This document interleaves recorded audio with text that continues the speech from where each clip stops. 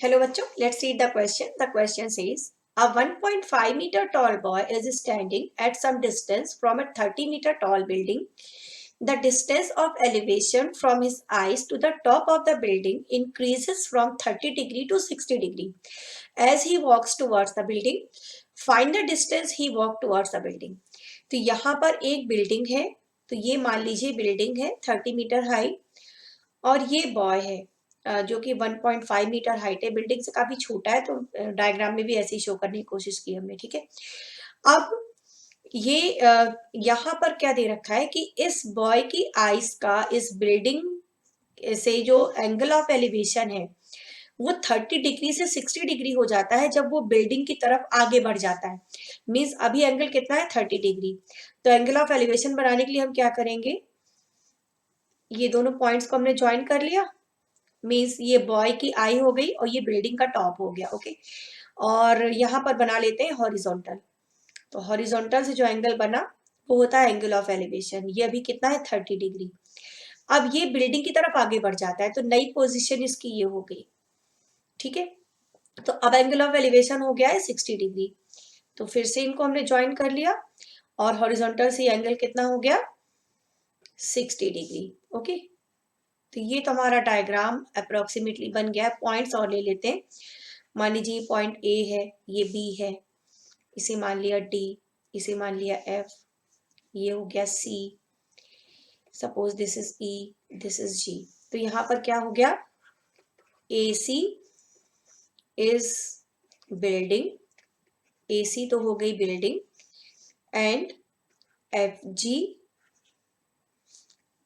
And D E, okay, R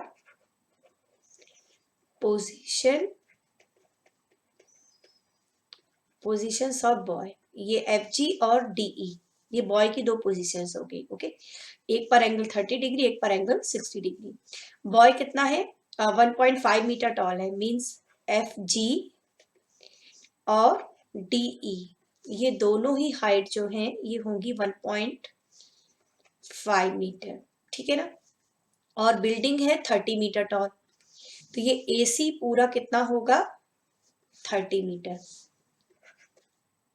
AC हो जाएगा। तो ये दोनों डिस्टेंसेस तो 1.5 मीटर है और एसी हो गया 30 मीटर। अब हम निकालते हैं, अभी देखिए बीसी और डीई दोनों बराबर होंगे ना, बीसी और डीई दोनों बराबर होंगे तो बीसी भी हो जाएगा 1.5 मीटर। अब अगर हम यहाँ ए बी निकालना चाहें तो ए बी हम कैसे निकाल सकते हैं, A C minus B C means 30 minus 1.5, तो ए बी आ गया 28.5 मीटर।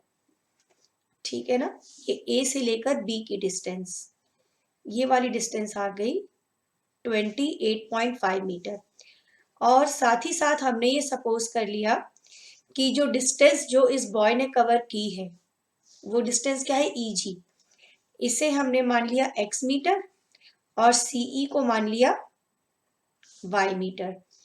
तो ई जी और डी एफ दोनों तो सेम है ना, ई जी और डी एफ ये दोनों सेम है, तो इन दोनों को हमने ले लिया X, E G equal to D F equal to X metre, और बी डी और सीई, बी डी और सीई ये दोनों हो गए वाई मीटर, ये बी डी भी हो गया वाई मीटर, और ये जो डी एफ है ये भी हो गया एक्स मीटर। तो सारी डिस्टेंसेस अब हमें क्लियर हो गई। ओके, अब हम लेंगे ट्राइंगल ए बी डी में, in triangle A B D, just a second, in triangle A B D.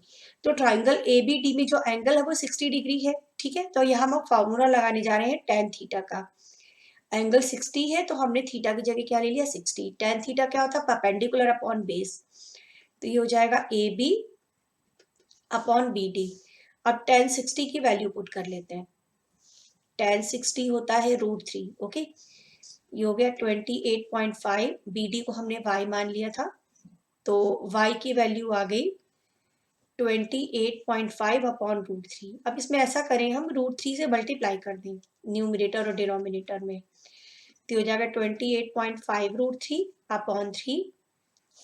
Three से अगर इसको हम कैंसिल कर देंगे 28.5 को तो हमें मिलेगा 9.5 और साथ में रूट थ्री मीटर। ओके, अब दूसरा जो राइट ट्राइंगल है वो ले लेते हैं।